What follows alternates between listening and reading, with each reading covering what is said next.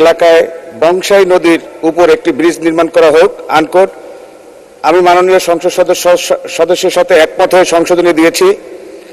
আমার সংশোধনী হলো মূল প্রস্তাবের পরে ভোলা জেলার 20 লক্ষ মানুষের প্রাণের দাবি ভোলা বরিশাল ব্রিজ শব্দটি সংযোজন করা হোক। আমি মনে করি মূল প্রস্তাব সহ আমার সংশোধনী মাননীয় মন্ত্রী দয়া করে গ্রহণ করবেন।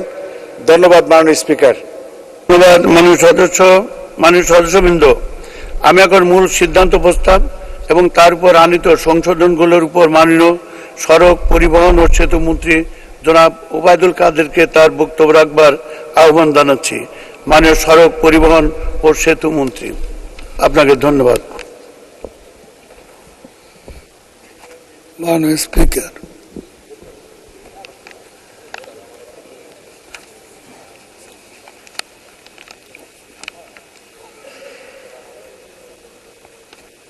যে সিদ্ধান্ত প্রস্তাবটি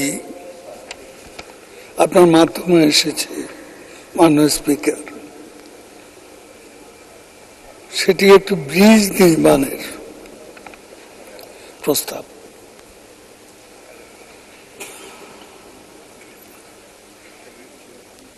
আমি এই প্রসঙ্গে বলতে চাই, তিনি যে ব্রিজটির কথা বলেছেন করটিয়া বাসাইল সখীপুর জেলা মহাসড়কের 17তম কিলোমিটারে নাইকানি বাড়ি এলাকার বংশাই নদীর উপর, যেটা 72 মিটার দৈর্ঘ্য, 3.5 মিটার প্রশস্ততায় বেড়াবাড়ি নামে সেতুটি অবস্থিত। সেতুটি নতুনভাবে 75 মিটার দৈর্ঘ্য, 10.25 মিটার প্রশস্ততা নির্মাণের জন্য প্রয়োজনীয় সার্ভে করে ডিজাইন সম্পন্ন হয়েছে। আমি মাননীয় সংসদ সদস্যকে আপনার মাধ্যমে এবং অন্যান্য সংসদ সদস্যদেরও আমি জানাতে চাই, যারা এখানে সংশোধনী এনেছেন, তাদের প্রতিও আমার বক্তব্য হচ্ছে, আপনারা জানেন যে শেখ হাসিনা সরকারের বিগত আমলে যে 5 বছর অতিক্রান্ত হয়েছে, তখন 2 দফায় প্রধানমন্ত্রী শেখ হাসিনা একদিনে 100টি সেতু উদ্বোধন করেছে এবং এর 4 মাস পর একদিনে 150টি সেতু উদ্বোধন করেছেন মাননীয় প্রধানমন্ত্রী শেখ হাসিনা। শত ষড়যন্ত্র, প্রতিবন্ধকতা, প্রতিকূলতার মুখে এই সরকারের সবচেয়ে বড় কৃতিত্ব, নিজস্ব অর্থায়নে বঙ্গবন্ধু কন্যা শেখ হাসিনা পদ্মা সেতু নির্মাণ কাজ সম্পন্ন করেছে। কাজে সেতু নির্মাণ আমাদের এই মন্ত্রণালয়ের জন্য কোনো কঠিন কাজ নয়। আমরা নিজেরাই খুঁজে খুঁজে সেতুগুলো নির্মাণ করছি। আজকে খাগড়াছড়িতে আমরা 42টি সেতু আমরা নির্মাণ করেছি। মুন্সিগঞ্জে 56টি সেতু আমরা শেখ হাসিনা সরকারের বিগত আমলে নির্মাণ করেছি। এখনো প্রায় 40টি সেতুর নির্মাণ কাজ এগিয়ে চলছে।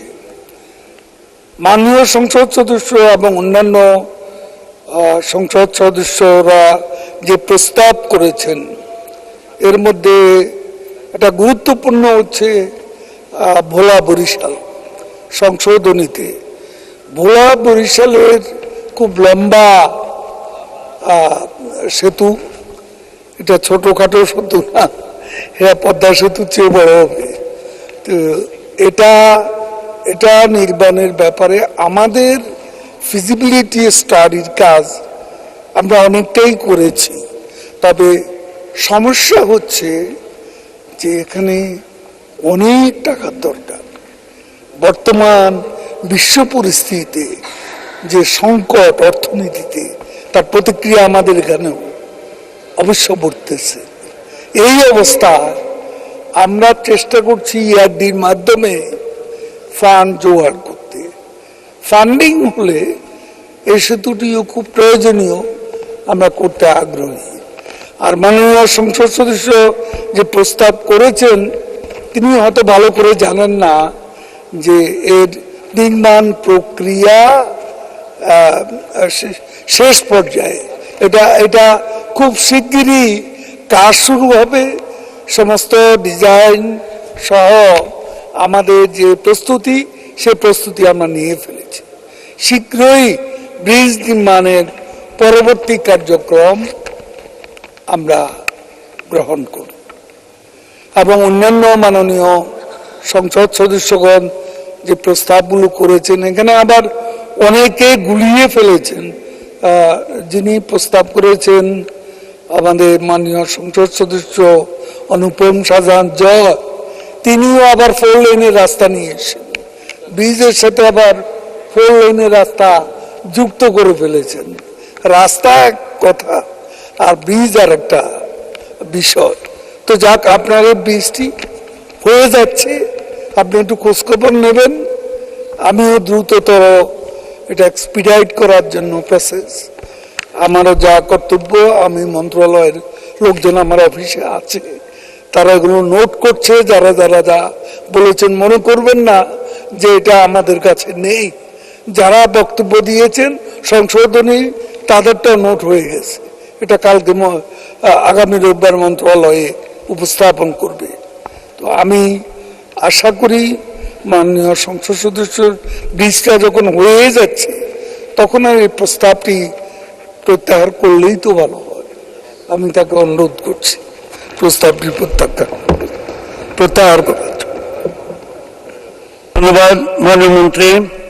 মাননীয় সদস্য জনাব অনুপম শাহজাহান জয় টাঙ্গাইল, আপনার সিদ্ধান্ত প্রস্তাব সম্পর্কে মাননীয় মন্ত্রী যে বিবৃতি দিলেন, তার প্রেক্ষিতে আপনি ইচ্ছা করলে প্রস্তাবটি প্রত্যাহার করতে পারেন।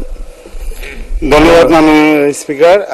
মাননীয় মন্ত্রী মহোদয় যে আশ্বাসটা দিলেন এবং সর্বশেষ অবস্থাটা জানালেন, আমার পক্ষ থেকে এবং বাসাইল সখীপুরবাসীর পক্ষ থেকে